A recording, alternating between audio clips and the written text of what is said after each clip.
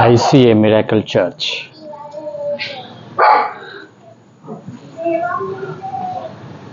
ICA MIRACLE CHURCH Gopanpally. ఇదిగోండి present ఉన్న ఇది పాత మందిరం, చూడటానికి బాగుంటుంది కానీ టెంపరీ మందిరం. దేవుడు అనుగ్రహించినటువంటి కృపను బట్టి దీన్ని తీసేసి నూతన మందిరం స్టార్ట్ చేయాలనుకున్నాం. కానీ డిస్టర్బ్ చేయకుండానే పాత మందిరం నిర్మూలించకుండానే లోపల పిల్లర్స్ రేస్ చేసి నూతన మందిరం కట్టి మరి ముందుకు కొనసాగాలనుకున్నాం. స్లాబ్ వేసే టైంకి కూలుస్తాము, రేకులు అవన్నీ తీసేసి. ప్రజెంట్ వర్క్ ఇలా నడుస్తూ ఉంది. చూడండి, ఇవి main pillars 1x2 1 feet by 2 feet columns. ఇవి మెయిన్ పిల్లర్స్.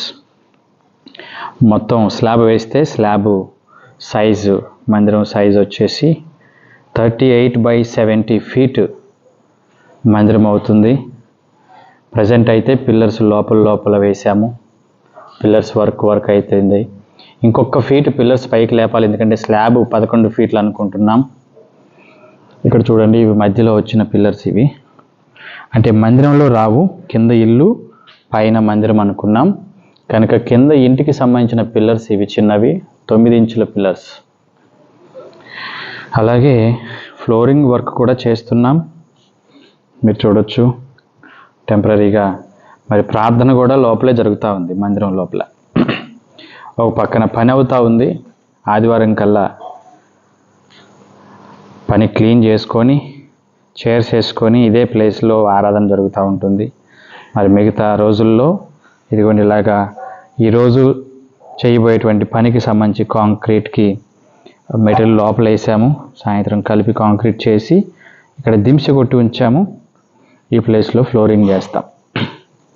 కనుక రోజు కొంచెం పని అవుతూ ఉంది. మీ అందరికీ తెలుసు, దేవుని కృపను బట్టి మరి మేస్త్రీలు ఎవ్వరు లేరు.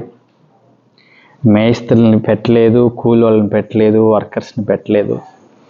మరి దేవుని మహా ప్రణాళిక, దేవునిచ్చినటువంటి కృప తలాంతులను బట్టి నేనే మందిరానికి సంబంధించినటువంటి స్ట్రక్చరల్ ప్లాన్ డిజైన్ చేసుకొని 3Dలో అలాగే మెజర్మెంట్స్ అన్నీ పర్ఫెక్ట్ ప్లాన్ వేసాము. ఆ ప్రకారంగా ముందుకు వెళ్తున్నాం.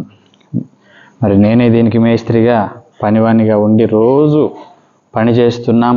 నేను, నా కుటుంబం, మరి నా సంఘ బిడ్డలు కొంతమంది, అందరూ కాకపోయినా కొంతమంది చేతులు కలిపి సహకరిస్తూ ఉన్నారు. కాబట్టి సంఘాన్ని బట్టి వందనాలు, జరుగుతున్న పనిని బట్టి వందనాలు. మీరందరూ ప్రార్థనలో జ్ఞాపకం చేసుకోండి.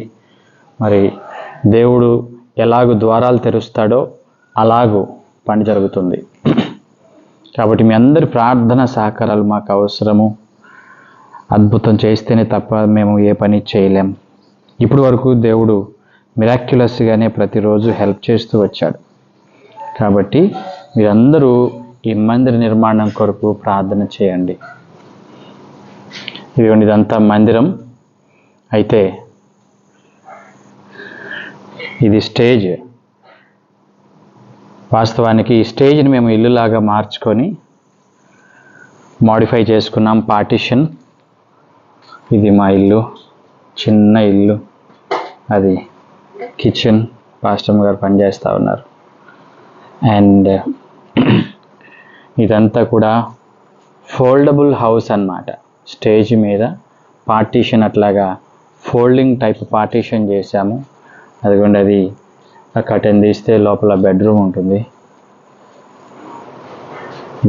ఇది బెడ్రూమ్. మరి స్టేజ్ మీద ప్రోగ్రామ్స్ జరగాల్సినప్పుడల్లా మేము ఇదంతా మడత పెట్టేస్తాం. మా ఇంటిని ఫోల్డ్ అయిపోతుంది. ఇక్కడ నుంచి ఇదంతా కూడా ఫోల్డ్ అయిపోయి గోడకి వెళ్ళిపోతుంది. గోడ లోపలికి మంచాలు, సోఫాలు అన్నీ మడత పెట్టి లోపల వేసేస్తాం. కాబట్టి స్టేజ్ని స్టేజ్ లాగా వాడుకోవడానికి ఉంటుంది. అయితే మాకు సరైన ఇల్లు లేకపోవటం, స్టేజ్నే ఇల్లులాగా వాడుకోవటం, పిల్లలు పెద్దగా అవుతున్నారు, అందుకనే ఇంటి అవసరత ఏర్పడింది. అంతేకాదు మందిరం కూడా టెంపరీది అవ్వడం. కాబట్టి దేవుని మహాకృపను బట్టి స్టాండర్డ్గా కాంక్రీట్ బిల్డింగ్ కట్టాలనే ఆలోచన దేవుడిచ్చాడు ఈ సంవత్సరంలో. చూడండి, మొత్తం మెయిన్ పిల్లర్స్ 12 పిల్లర్స్ అనుకున్నాం, అటు 8 ఇటు 8, కానీ లోపల వేసిన పిల్లర్స్ ఇటు 4 అలాగే అటు 4 పిల్లర్స్ మెయిన్ పిల్లర్స్ వేసాం. మధ్యలో 3 పిల్లర్స్ వచ్చాయి ఇప్పటి వరకు.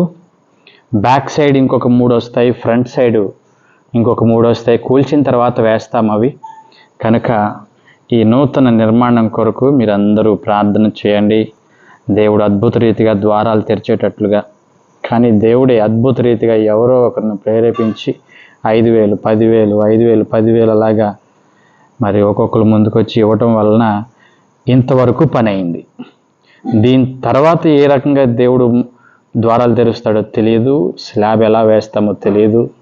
కనుక మా విశ్వాసాన్ని దేవుడు ఖచ్చితంగా అర్థం చేసుకొని అద్భుతం చేస్తాడని నమ్ముతున్నాం. మా కొరకు మీరందరూ ప్రార్థన చేయండి. Thank you.